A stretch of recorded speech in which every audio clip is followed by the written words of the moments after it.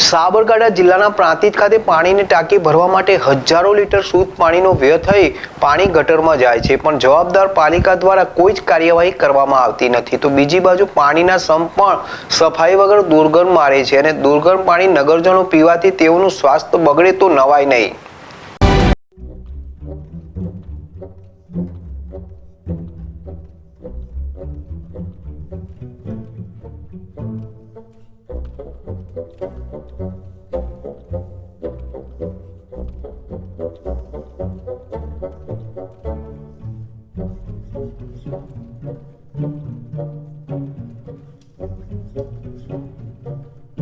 મહિનાથી હજારો લીટર શુદ્ધ પાણીનો વ્યય થઈ રહ્યો છે. તો આ બાબતે બોર ઓપરેટરને પૂછતા તેઓએ જણાવ્યું હતું કે પાણીનો કોક લીકેજ હોવાથી છેલ્લા 2 મહિનાથી પાણીનો વ્યય થાય છે તેવો તેમણે જવાબ આપ્યો હતો.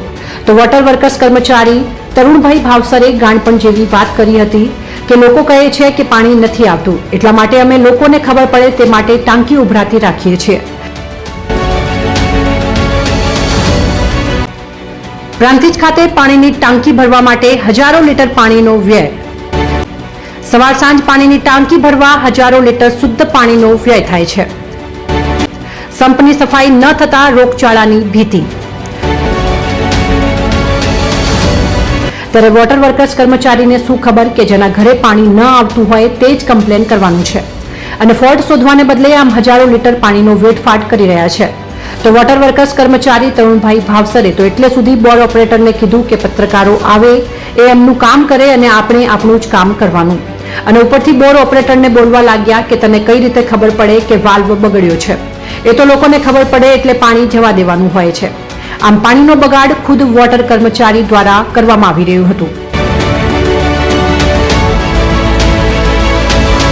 સંપ ઉપરના એક પણ ઢાંકણા ન હોય, પતરાના સહારે. વોટર વર્કર્સ કર્મચારી જે લખવું હોય તે લખો. ગામ આખું બીમાર પડશે તો કોના સિરે જવાબદારી?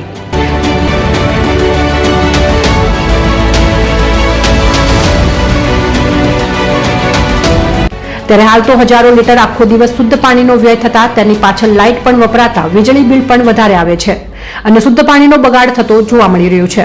ત્યારે શું પ્રાંતિજ પાલિકાના ચીફ ઓફિસર આરતીબેન પટેલ દ્વારા આવા કર્મચારી પાસેથી વોટર વર્કર્સનો ચાર્જ પરત લેવામાં આવશે કે પછી તેમની આ માનસિક સોચ અને પાણીના વેડફાટ માટે તેઓને બેસ્ટ કર્મચારીનો એવોર્ડ આપીને સન્માનિત કરવામાં આવશે? છેલ્લા 2 મહિનાથી પાણીનો વ્યય થાય છે. એક બાજુ પાણીનો વ્યય તો બીજી બાજુ પાણી માટે રહીશો વલખા મારે છે.